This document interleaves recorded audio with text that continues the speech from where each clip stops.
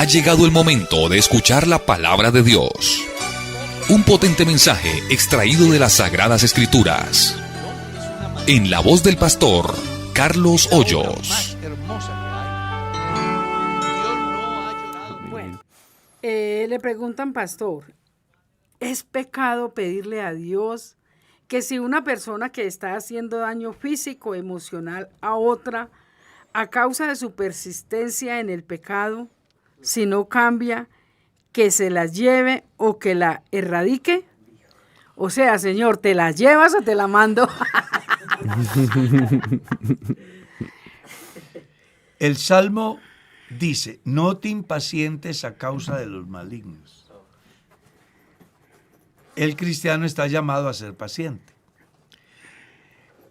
Creo que el deber del cristiano no es decir a Dios que se lo lleve, que lo corte, sino más bien que tenga misericordia. Yo conozco gente que ha sido muy enemiga del Evangelio. Y Dios, de un momento a otro, los ha cambiado. Ha ocurrido. No sé si usted recuerda, Merceditas, aquella personita que ha ido prácticamente forzada al culto y que se sienta en una actitud rebelde y está en el culto. Y llega el momento de la predicación y Dios comienza a tratar con esa persona ahí y terminó a los pies de Jesús y hoy es un excelente creyente. Entonces, a veces a uno le pasa lo que le pasó a los discípulos cuando fueron a Samaria, ¿no? Que no quisieron aceptar la visita de Jesús. Entonces los discípulos, ¿qué dijeron? Señor, ¿quieres que pidamos fuego del cielo y que los consuma? No, no podemos pensar así. Lo que tenemos que pensar es, uno, ser paciente y dos, darle lugar a Dios, que es el que hace la obra. Amén. Uno sí quisiera que las personas cambiaran en el mismo instante que uno les comparte la verdad. Pero, pues como la obra no es nuestra, la obra es de Dios, hay que dejarle lugar a Dios. Yo le invitaría para que, en vez de orar en el sentido de que Dios corte a esa persona, ore más bien para que Dios tenga misericordia de esa persona. Amén. Porque todo cristiano representa un sacerdocio en la tierra. Cuando ustedes leen el capítulo 5 de la carta a los Hebreos, dice que todo sacerdote es tomado de entre los hombres y constituido a favor de los hombres. Resulta que por causa de la obediencia al Evangelio, cada cristiano es un sacerdote. Pedro escribe en su carta eso, ¿no? Sí, amén. Porque somos una nación santa, un real sacerdocio. Y en esa condición, en ese oficio, el sacerdote no estaba llamado para cortar, sino más bien para mediar, buscando que la ira de Dios se aplaque en aquellos transgresores y ellos alcancen la misericordia de Dios. De ahí la expiación.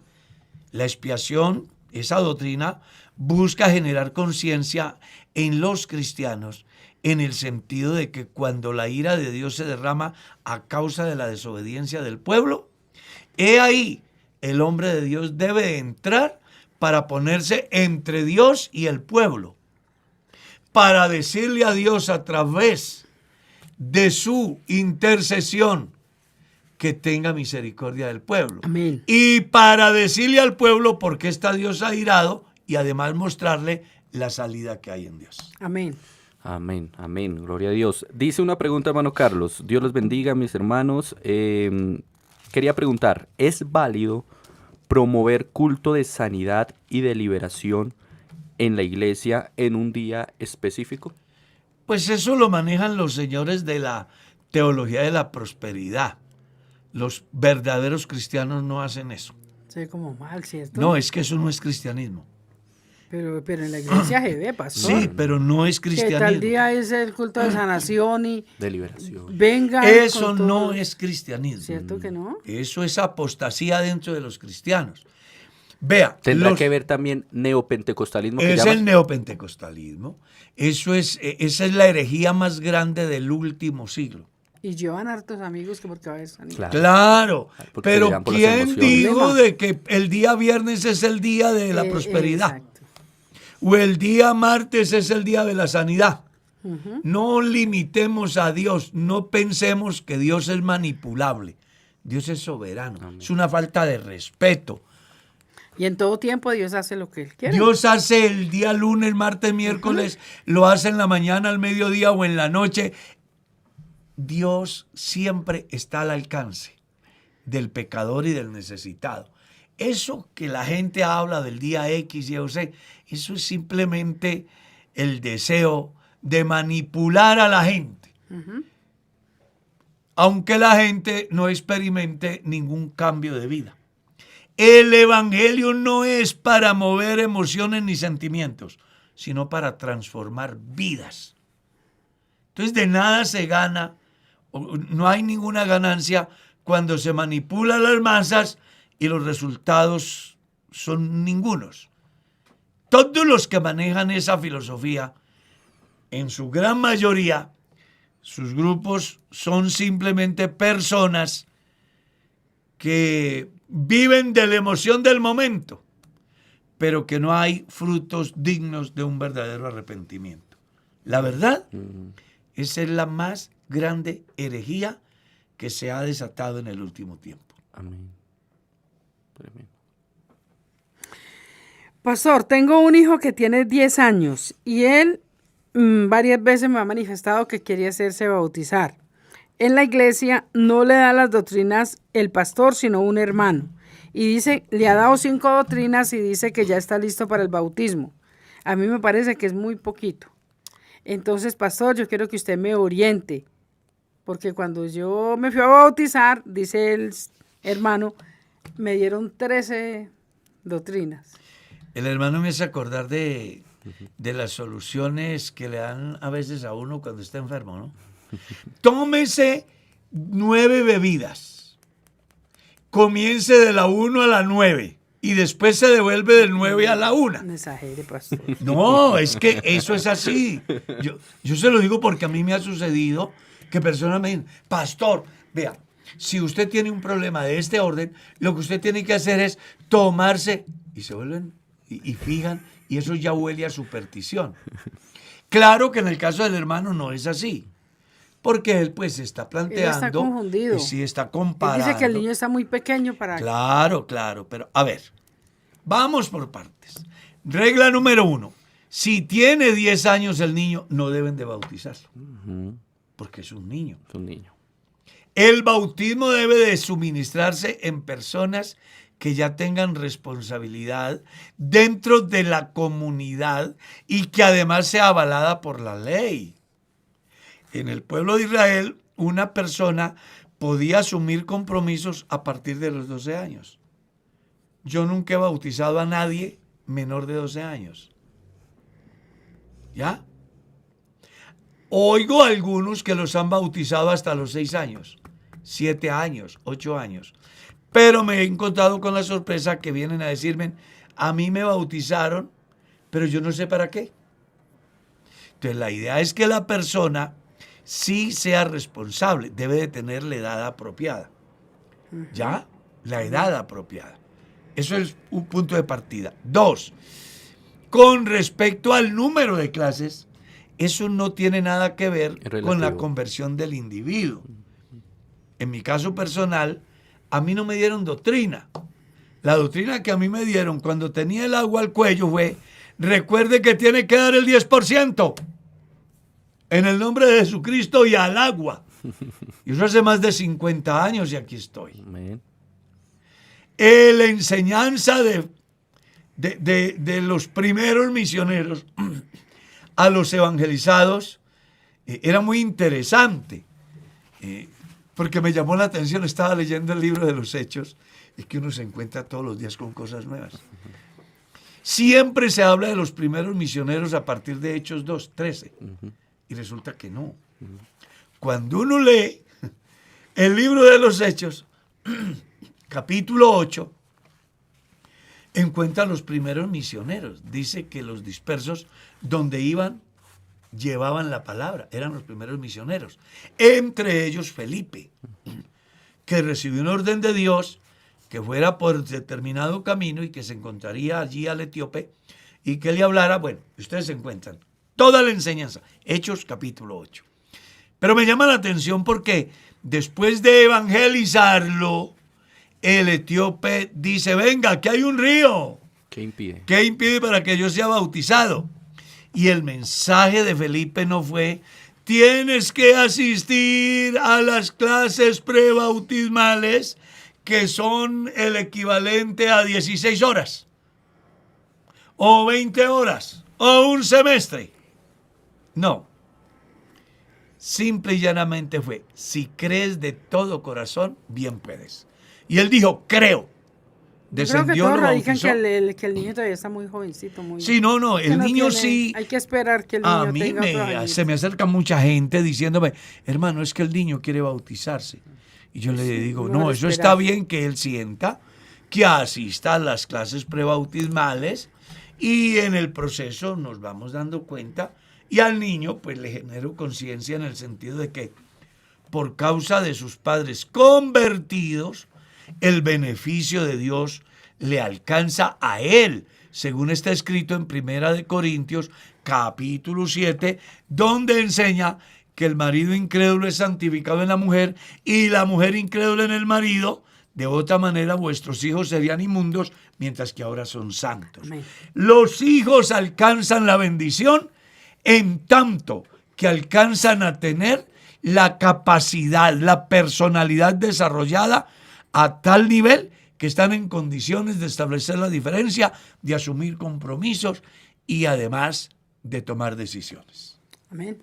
Amén. Mano Carlos preguntan lo siguiente. Dios les bendiga. En la segunda carta a los Corintios, capítulo 4, verso 4, hablan e interpretan este versículo, dice la persona, cada quien a su manera, diciendo que es el enemigo, que es Satanás, el Dios de este siglo. Y yo leyendo el contexto, interpreto que es el Señor. Quisiera escuchar su opinión. Dice lo siguiente el versículo. En los cuales el Dios de este siglo cegó el entendimiento de los incrédulos. Segunda carta a los Corintios, capítulo 4, verso 4. Sí. En los cuales el Dios de este siglo cegó el entendimiento de los incrédulos para que no les resplandezca la luz del evangelio de la gloria de Cristo, el cual es la imagen de Dios. Ella cree que se está hablando aquí del Señor Jesús y no de Satanás. Pues que mire cómo está escrito la palabra Dios y eso ya le define. Dios se escribe con D mayúscula. Cuando se habla de ídolos de otros que no son Dios, Así es. se escribe con D minúscula. Y sería es improcedente atribuir a Dios el texto. Porque el texto lo que está diciendo, el Dios de este siglo cegó el entendimiento a los incrédulos. Exacto. Dios, el que adoramos, no le va a cegar el entendimiento para que la gente no crea. Es que si usted le viene el pasaje, comienza explicando que si nuestro evangelio está encubierto, entre los que se pierden está encubierto. Que lean el pasaje completo. Amén. ¿Sí? Y da la explicación Pablo diciendo de que el único medio a través del cual el mundo conocerá el evangelio es a través de la iglesia. Y si la iglesia guarda el evangelio, pues los que no son convertidos no van a conocer el evangelio. Y esa es la coyuntura que aprovecha el diablo para cegarle el entendimiento a los incrédulos a fin de que a ellos no les resplandezca la luz del evangelio. Cuando yo me privo de llevar el evangelio, el enemigo aprovecha eso para que los que no conocen el evangelio no tengan la oportunidad de entenderlo. Porque ¿cómo entenderán si no hay quien les predique? ¿Está claro? Entonces no se refiere a Dios, se refiere al Dios de este siglo. Al Dios de este siglo. Y está escrito con D minúscula. Así es. Amén. Hermano Carlos, ¿qué bien le queda a un creyente entrar a su hijo a un colegio católico? No, la educación es una cosa y el cristianismo es otra cosa. Mis hijas estudiaron con monjas Hay es que enseñarle a ellos en la Ah, casa. y también usted como cristiano ir a fijar su postura. El pastor Diego esta semana tenía un compromiso Sí, señor. acá y le tocó cancelarlo porque le fue necesario ir a la institución a decirles, venga, Ujú. Con respecto, nosotros somos cristianos, con respecto a la clase de danzas. que querían obligar a su hija a danzar, Exacto. a bailar. Según ellos, que porque era un requisito para tener desarrollo corporal. Obviamente uno, gracias a Dios, la sabiduría que Dios le da al ser humano, hay muchas otras maneras de tener desarrollo corporal. Entonces uno iba y les enseñaba de qué otras maneras la niña puede tener desarrollo corporal y de qué otra manera la niña puede sacar adelante esa materia sin necesidad de danzar. Yo tuve una experiencia con una de mis hijas, que el profesor le dijo, tiene que participar de danzas, si no pierde la materia, creo que es artística Sí, o algo sí, así. sí, señor. Algo así. Y yo fui allá y puse la cara, ¿no? Con toda humildad. Y le dije, un momentico, profe, yo creo que usted está equivocado, Ah, porque yo también soy docente. Yo daba clase, como usted que fue docente. amén, sí, señor. Y jamás se le obligó a un estudiante a hacer lo que va en contra de sus valores. ¿Ya? Entonces aquí lo que tenemos es que tener carácter cristiano. Si usted va a un colegio, es que hermano, hay cosas que... Yo estudié filosofía y el decano de la universidad me mandó a hacer un trabajo en filosofía sobre la Eucaristía. Yo ahí mismo le respondí, le lo lamento, monseñor, porque yo estudié en el seminario mayor, católico. Le lo lamento, yo no le hago ese trabajo, porque nosotros no pensamos así ni creemos así, porque nosotros somos cristianos. Entonces, aquí lo que necesitamos es carácter cristiano. Que cuando usted vea que a su hijo le van a inculcar cosas que van en contra de nuestros valores, usted tenga la capacidad de decir, un momentico, bájenle. Está muy pendiente de los niños. Claro, Toca estar es muy- porque allá hoy es la religión, pero mañana es la inclusión. Sí. Y después los llevan a que sea un sodomita. Y entonces, ¿dónde está papá? ¿Dónde está mamá? No. Su hijo puede estudiar. Eso es como a mí me da... cuando estaba en la universidad, escuché un cuestionamiento de uno de los líderes más importantes de la iglesia, porque estábamos estudiando en una universidad que no era de nuestra fe. Y no, es que aquí tenemos que desligar lo académico de lo de fe. Entonces, lo académico es una cosa y la relación del individuo con Dios es otra. Recuerdo que estuvo una discusión donde unos pastores estaban pues inquietos y yo me paré en medio del salón. Habían 40 conmigo y les dije, déjenlo que él enseñe lo que quiera, que nosotros no creemos así. Se lo dije delante del profesor. Nosotros aquí estamos por alcanzar algo que debemos tener como profesionales que mañana nos demande el Estado cuál es su formación y podemos decirle, vea, somos egresados de la universidad en este campo. Pero no vamos a formar una discusión porque él piensa diferente. No. Déjelo que él sea idólatra, que él no crea lo que yo creo.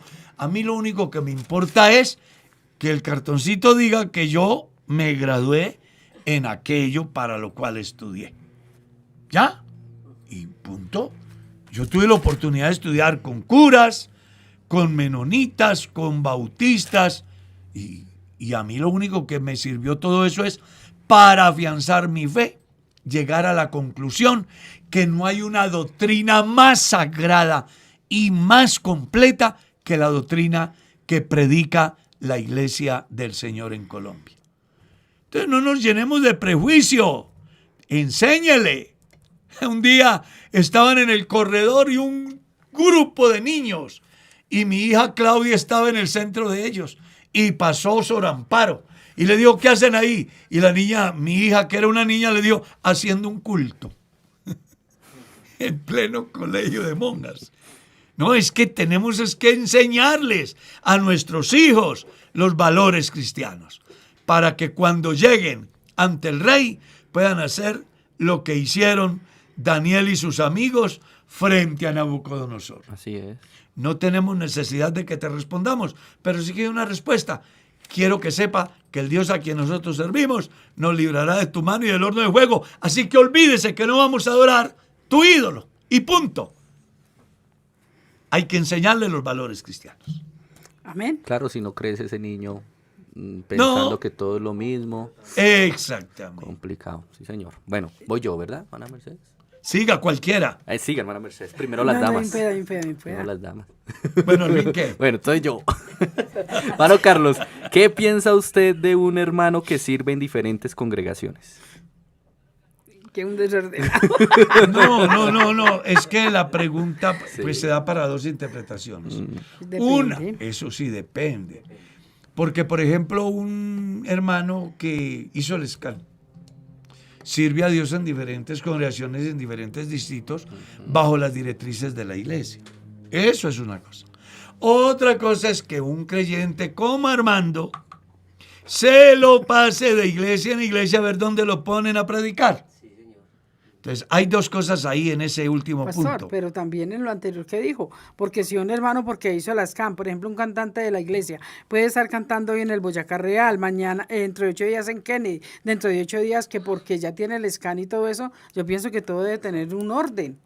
No, pero a ver. Ya es una invitación especial o algo. Exactamente. Es que ellos, los que participen de la escuela que tiene la iglesia para los artistas, los músicos cristianos, ellos, una de las cosas que se les enseña es la sujeción y el respeto a la Exacto. autoridad. Entonces, para ir a cantar a algún lugar tienen que tener una invitación. Y el pastor debe de llamar al pastor donde asiste. Sí, por ejemplo, el hermano Álvaro García tiene su membresía acá. Y a mí me han llamado de diferentes partes del país para preguntarme, hermano, es que queremos tener al fulano de tal acá en un programa, ¿está habilitado para servir al Señor en el campo de la música? Sí, claro que sí. ¿Ya? Porque en la iglesia hay un orden. Sí. Pero otra, y cuando voy al otro campo, hermana Mercedes, tiene que ver con el caso, perdone que utilice el nombre de Armando, es que si Armando vive de iglesia en iglesia, buscando donde dan una oportunidad para desempeñar algo, pues está mal de el creyente Armando hacerlo, pero está mal del pastor, Exacto. que se le olvida que ese creyente asiste al Boyacá Real. Él debe de llamar al pastor. En mi caso personal, a mí me llaman presidentes de jóvenes, de señoritas, de dorcas. Hermano, que es que queremos que el hermano fulano de tal, hágame el favor y le dice a su pastor que me llame. Porque es el pastor el que debe de llamar al otro pastor para observar y decidir si la persona sí puede o no puede. Hay un orden de autoridad. Exactamente. Entonces, a mí me llaman. Ayer me llamaron. Hermano, ¿qué será? Yo ya me convertí en el manager de muchos creyentes acá. Imagínese usted. Porque los quieren tener predicando en otras partes. Pero es necesario que usted mengue. Claro, a mí me toca menguar. Y él de ayudar, si estuviera a alguien acá. Sí, es necesario que yo mengue y ellos crezcan. Entonces, yo encantado de que los miembros de la iglesia en el Boyacá Real puedan desempeñar Amén. actividades. Yo no me opongo a eso. Pero sí le pido a quienes les invitan que no acepto que el creyente diga pastor, sino que más bien el pastor de la iglesia que tiene la autoridad sea el que llame al pastor y diga, hermano, es que el comité de señoritas o el comité de jóvenes o el comité de dorcas tienen un evento y me han pedido que si es posible que el hermano fulano venga a ayudarnos ese día porque él es Amén. bueno para eso. Entonces, uno con todo el gusto, porque somos una iglesia unida y nos interesa el crecimiento en todas las áreas a través de todas las personas que Dios ha capacitado para diferentes enseñanzas. Amén. Pastor, el apóstol hablando acerca hablándole a la iglesia acerca de los deberes hacia los demás, hay un versículo que... ¿Dónde? Primera de Timoteo capítulo 5, en adelante. Así. Dice, pero viudas más jóvenes no admitas, Sí. porque cuando impulsadas por sus deseos se rebelan contra Dios y quieren casarse. Ahí hay dos cosas como muy... Primera de Timoteo capítulo 5. Exacto. Y el verso 12 dice, incurriendo así en condenación por haber quebrantado su primera fe. Entonces ahí queda la inquietud. ¿Cómo así? Cuando una viuda se quiere casar, ¿se rebela contra Dios? El pasaje es muy importante que lo lean completo. Ujú. Se llaman deberes hacia Los demás. Y es una manera de Pablo orientar al pastor Timoteo acerca de cómo debemos de comportarnos. ¿Cómo se deben de atender las viudas? Exacto. Pero no solamente las viudas. Hay diferentes. Hay diferentes, Sí, por sí. ejemplo, cómo se debe tratar al anciano. Sí, pero en cuanto al No versículo reprendas 11 y al 12 anciano. está refiriéndose a las viudas. Exactamente. Entonces lo que pasa es que en Éfeso, porque recuerden que Timoteo es el pastor en Éfeso, Ujú. y ya hay muchas congregaciones en Éfeso. Timoteo es el superintendente o algo así como el presidente de la iglesia en Éfeso. Ujú. Como Héctor Campuzano, Sí. el presidente de la Iglesia Pentecostal Unida de Colombia. Vamos a colocarlo ahí para tratar de orientar. Entonces resulta que hay una cantidad de mujeres en Éfeso que quieren ser beneficiadas de la ayuda social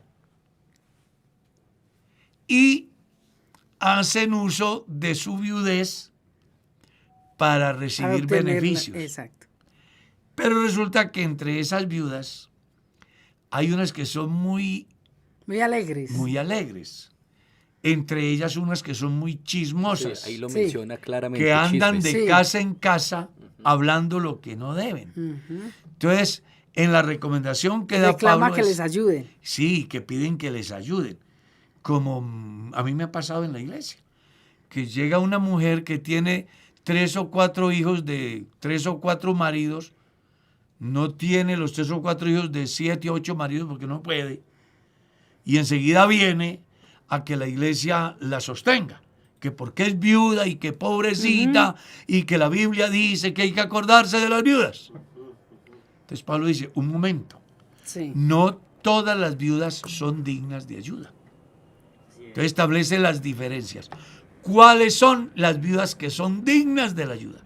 Las que sean mayores de 60 años, que hayan criado a sus hijos Sí, en sujeción. en sujeción, que hayan lavado los pies a los santos, Ujú.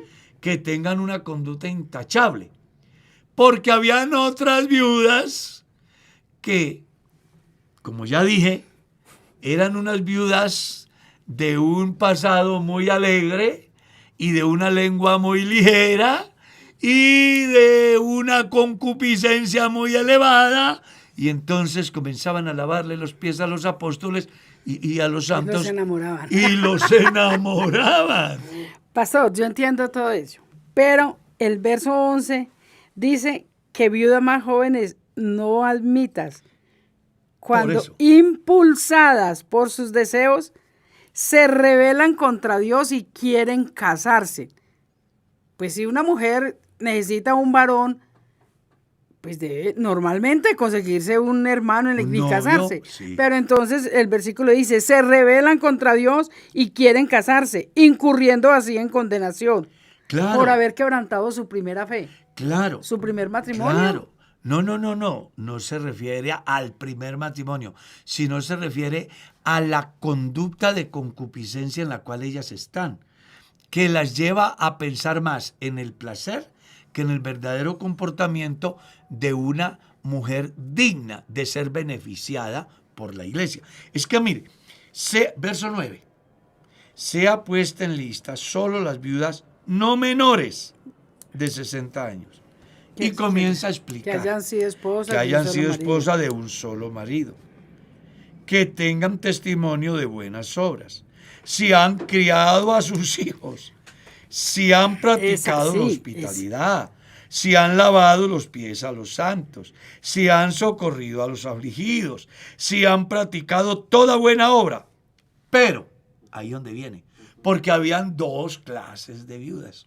Unas muy alegres, que disfrazaban su deseo de sexo con apariencia de piedad, buscando seducir. Lo que a mí no me queda claro es, se rebelan contra Dios y quieren casarse. Claro. A mí personalmente, a mí. No me queda muy claro ese. Se rebelan contra Dios y quieren casarse, pues, incurriendo así en condenación. Claro.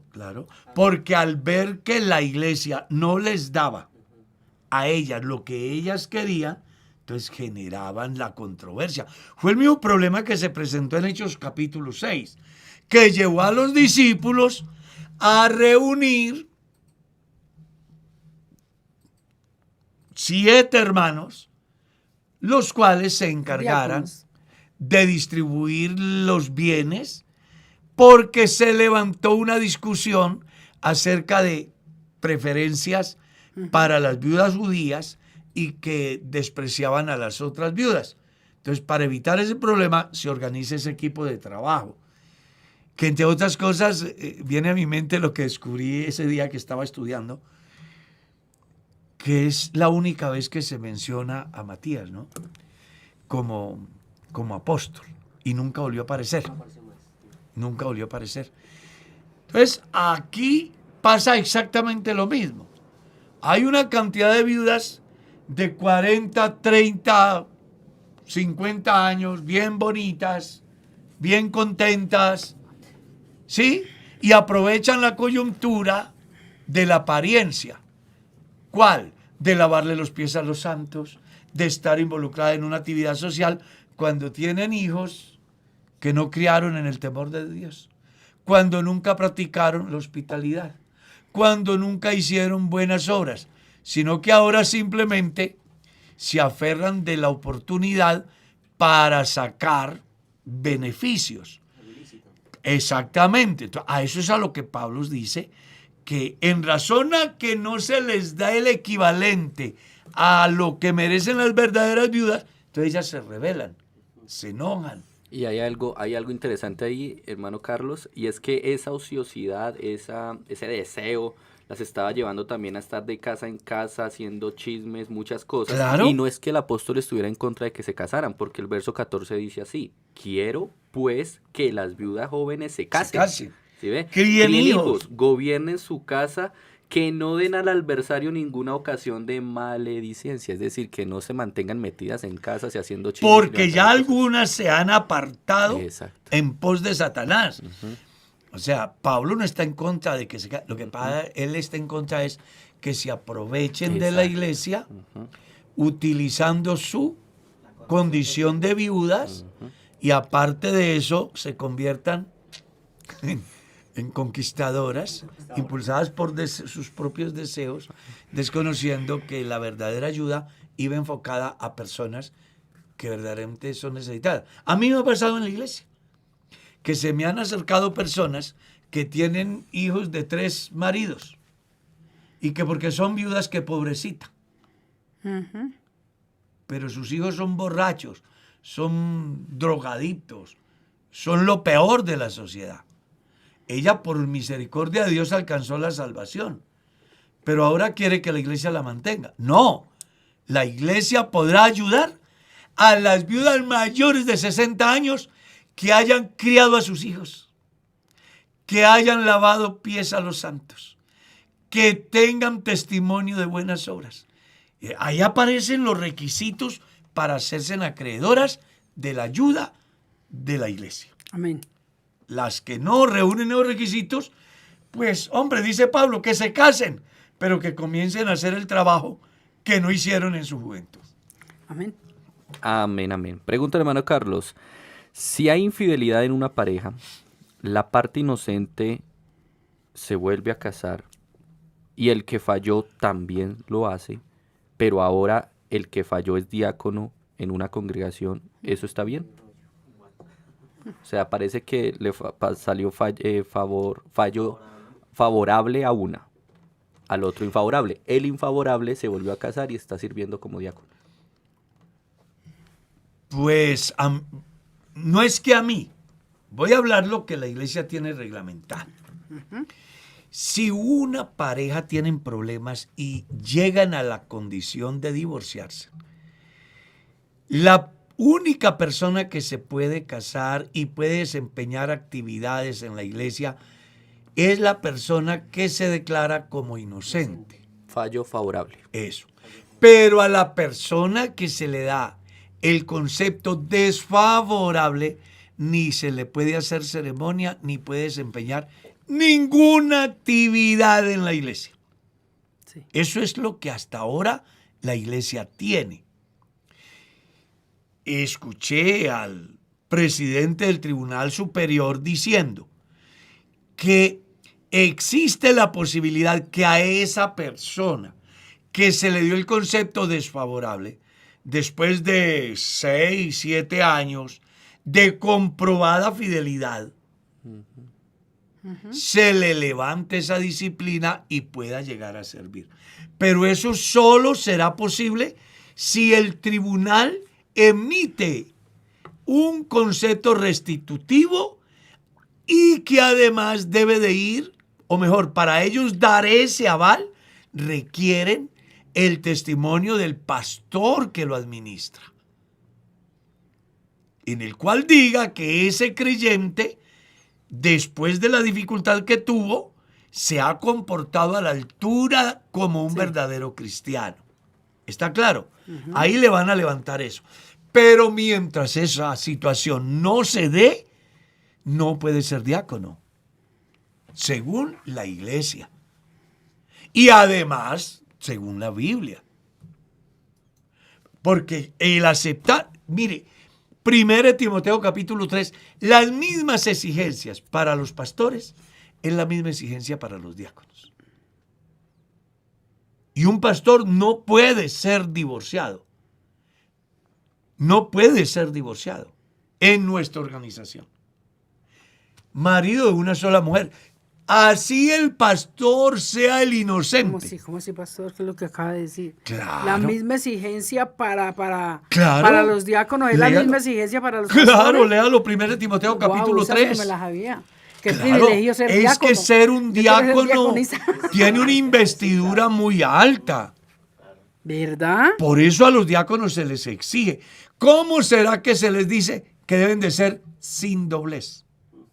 Personas derechas, íntegras, de una conducta intachable. Claramente dice, hermano Carlos, 1 Timoteo capítulo 3, maridos de una sola mujer, refiriéndose a los obispos, y a los diáconos, dice, los diáconos sean maridos de una sola mujer. Por eso estoy diciendo, la exigencia es igual. Porque son las personas que deben de transmitir autoridad moral. Amén.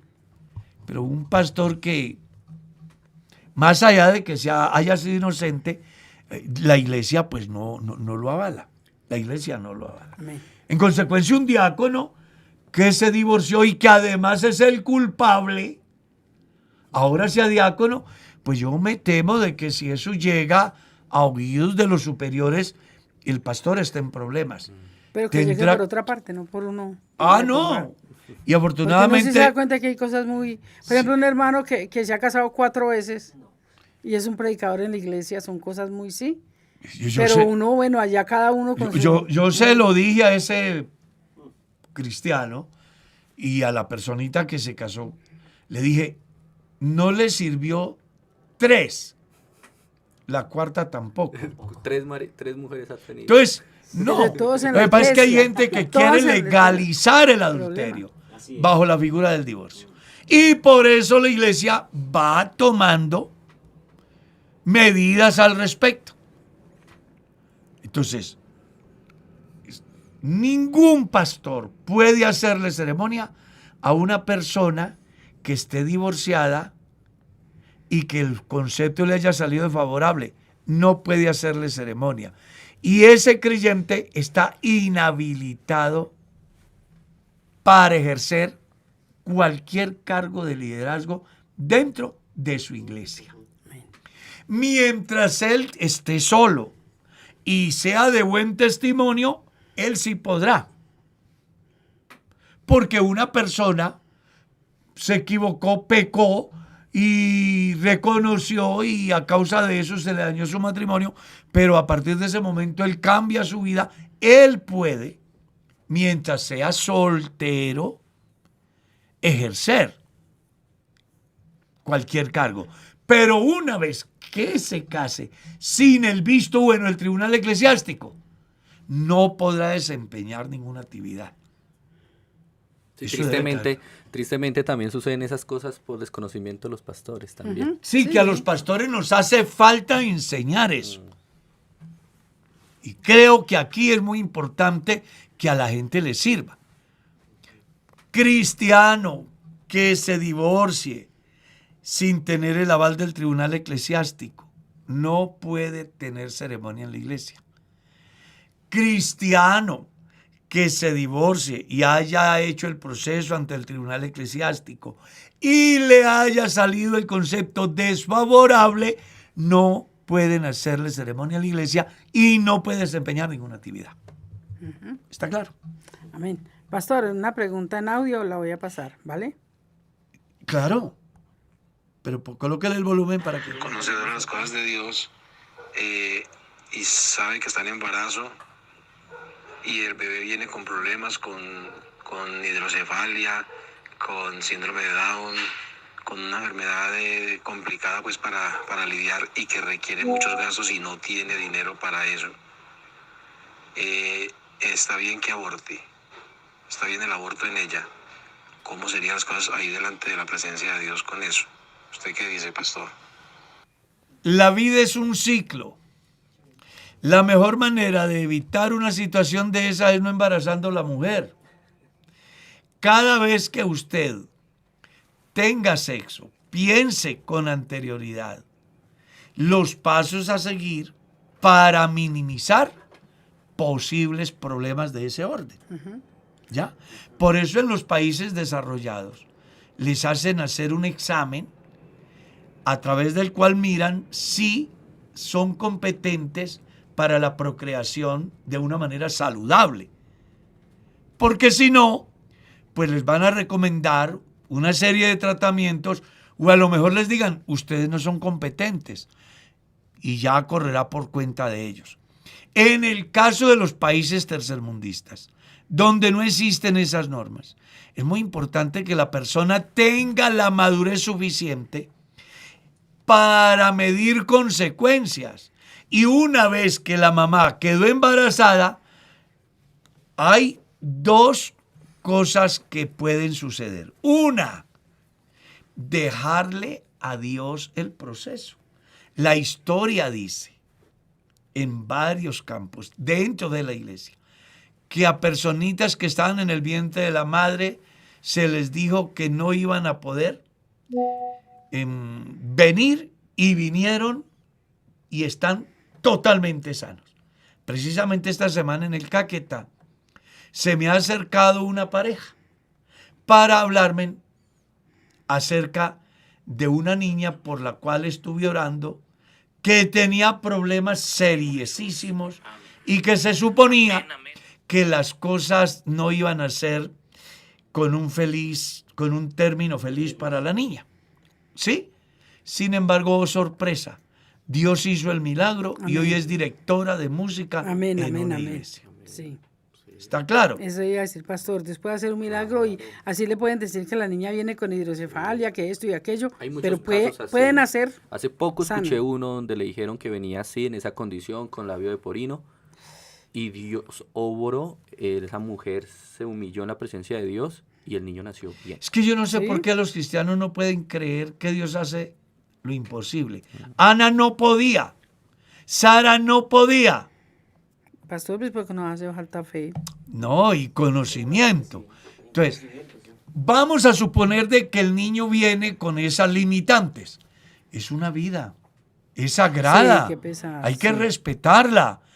Dios sabe todo. ¿Sí? Yo conozco personas que a causa de un fenómeno de esos, me refiero no a la personita como fenómeno, sino a la circunstancia que le toca vivir al padre, los ha llevado a depender más de Dios, Amén.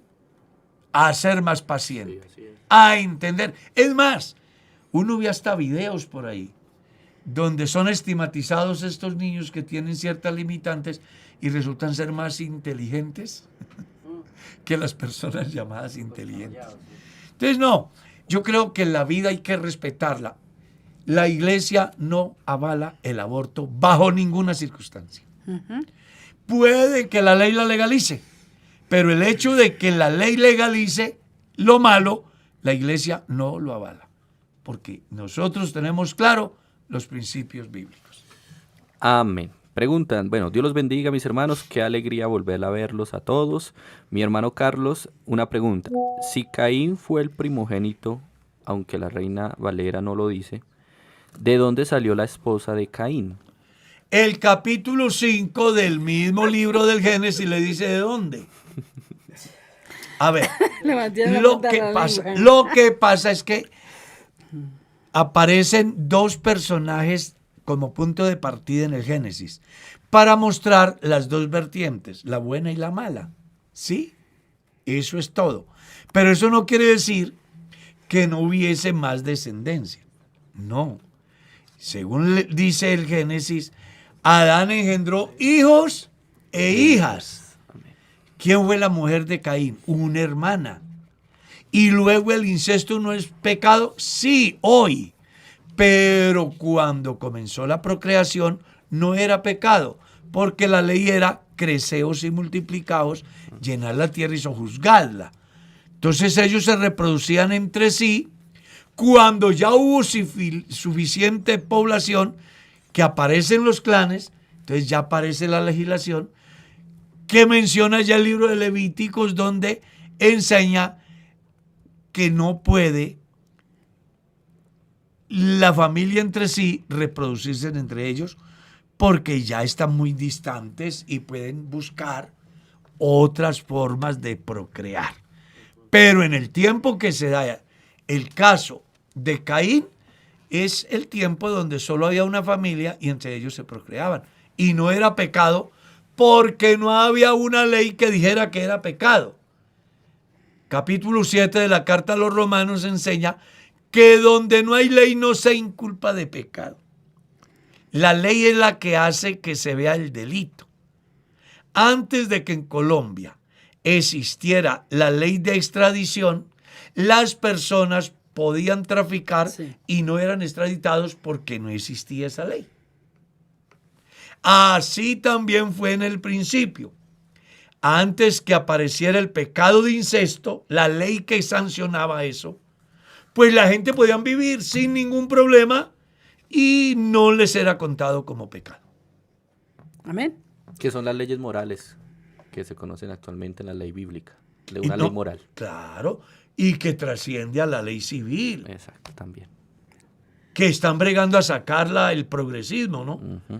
Que están buscando que se saque la sanción para los abusadores de niños, por ejemplo, porque ellos quieren tener a todo el mundo contento, a los más perversos, con tal de estar allá viviendo del presupuesto del pueblo, están dispuestos a destruir a las generaciones venideras. No, es que es muy complicado. Hay países cuya plataforma política de determinados partidos es ese. Es muy triste. ¡Ánimo! ¡Alerta, Iglesia de Dios! Amén, amén. Hay que abrir los ojos. ¿Hay tiempo para otra? Sí, claro. Pastor, ¿me podría ayudar con esta duda? En 1 de Pedro capítulo 2, verso 7, dice que la piedra que los edificadores desecharon ha venido a ser cabeza del ángulo. Sí. ¿A quiénes se les llama edificadores? ¿Y por qué, si se supone que desecharon la piedra? No me hice entender. Gracias, pastor, quedo atento. Los edificadores eran los fariseos, que tenían la normatividad mosaica a través de la cual debían de instruir al pueblo. Una vez que viene Jesús, ellos desechan a Jesús, que es la piedra principal, edificado sobre el fundamento de apóstoles y profetas, siendo la principal piedra del ángulo Jesucristo mismo. San Juan capítulo 1, el verso 11 en adelante dice, Jesús vino a los suyos y los suyos no le recibieron, lo rechazaron. Entonces, los fariseos, los doctores de la ley mosaica, rechazaron a Jesús, que es la piedra de ángulo. ¿Ya? Eso es lo que está diciendo el pasaje. Entonces, la piedra principal es Cristo. ¿Quiénes eran los edificadores? Los señores fariseos, que estaban llamados a orientar al pueblo acerca de la búsqueda del hombre a Dios. Amén. Señor. Amén. Pregunta, hermano Carlos. Dios los bendiga. Escuché una enseñanza que dice, cuando uno muere, entra en un estado llamado el seno de Abraham y otros al Hades. Esos dos lugares, o sea, el alma va ahí hasta que venga el Señor y luego se va según lo que hayan hecho. O sea, si muere un cristiano se va para el seno de Abraham y si muere una persona que no es cristiana se va para el Hades. En ese lugar es sufrimiento, pero no es infierno. ¿A qué se refieren estos dos lugares? Es que no son dos lugares, son dos estados. Y lo hago desde la premisa que nadie subió al cielo, sino el que descendió del cielo. San Juan 3:13. No lo digo yo. Jesús se lo dice a Nicodemo. O sea, a esta hora no hay ningún ser humano en el cielo. Sus nombres sí están escritos en el libro de la vida, pero no están. Léalo en Hebreos capítulo 11, los últimos 2 versículos, donde se habla de los testigos que aunque hicieron lo suficiente como para tener la recompensa, no la han recibido, proveyendo Dios algunas cosas mejores para nosotros a fin de que ellos no fueran perfeccionados aparte. Eso le dice a usted que los cristianos, como todos aquellos grandes héroes de la fe, están esperando el momento para recibir de Dios la recompensa en razón a la vida que tuvieron acá. ¿Sí? Pero textualmente dice la Biblia, nadie subió al cielo. Con respecto al infierno, no es o Hades o Seol o el Gehenna, que también es la razón por la cual aparece la palabra Seol, que era el valle de las basuras donde llevaban inclusive a los NNs en Jerusalén para ser cremados. El fuego arde día y noche allá. Y de ahí la figura infierno o el lago que arde con fuego y azufre. De ahí se toma la figura.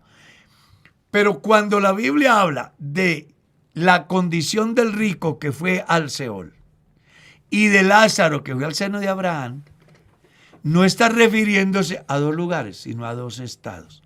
Dependiendo de cómo parto acá, así es mi conciencia hasta que llegue la resurrección para recibir lo que yo hice en mi cuerpo, haya sido bueno o malo, que es lo que Salomón dice en el capítulo 12 del libro de Eclesiastés. No hay fin de hacer muchos libros, el mucho estudio es fatiga de la carne, el fin de todo el discurso oído es este: teme a Dios y guarda sus mandamientos, porque esto es el todo del hombre, porque Dios traerá juicio toda obra que el hombre haya hecho, sea buena o sea mala. Los que mueren sin Cristo, pues uniéndome un poquito a la pregunta del oyente, ¿están en algún estado de desesperación? Exacto. Eso es como cuando usted se acuesta con un desespero, tuvo una persecución en el día impresionante y usted pasa una noche llamada pesadilla. Uh-huh. Los que se van sin Cristo, eso que llama ya de tortura, es la pesadilla de saber que cuando abra los ojos, pues va a recibir la recompensa de lo que hizo. Y el que actuó bien, perdonen el término, la pesadilla favorable. Es decir, me fui en paz, lo tengo todo asegurado, el momento en que despierte será glorioso. Ah, claro, hay otros que piensan que sí son dos lugares. Yo lo respeto. Pero bíblicamente nadie ha ido al cielo ni nadie ha ido al infierno. Los primeros que van a ir al infierno son las naciones que trataron mal al pueblo de Israel, según San Mateo, capítulo 25, verso 31, en lo adelante. Porque después de ese juicio, donde se les dice, id malditos al fuego eterno, preparado para el demonio y sus ángeles, viene el milenio. Y después del milenio, el juicio final, donde un libro será abierto y otros libros serán abiertos. Y el que no se halló inscrito en el libro de la vida fue lanzado al lago de fuego. Amén. Amén. Pastor, ya. Entonces hay que el tiempo establecer la diferencia. se nos pasó. Unos son los que van a estrenar el infierno, que son las naciones que trataron mal a Israel. Ese evento todavía no se ha dado. Y el juicio final, que como mínimo habría que esperar 1007 años si el Señor viene antes de terminar este programa. Amén, amén. ¿Está claro? Amén. Eso para- Les profetiza que faltan 1007 años. Exacto, mínimo. Mínimo. Y estamos hablando de la limitante nuestra, Exacto. para que no se dejen manipular de los escatólogos que utilizan la coyuntura política, social, lo que sea, para manipular a las masas y sacar provecho de ellos. Es bueno que vivamos preparados porque la venida del Señor está cerca o porque la muerte puede llegar hoy. Amén, amén. Pero no nos dejemos manipular de algunos sabiondos que sabiendo tanto no saben nada.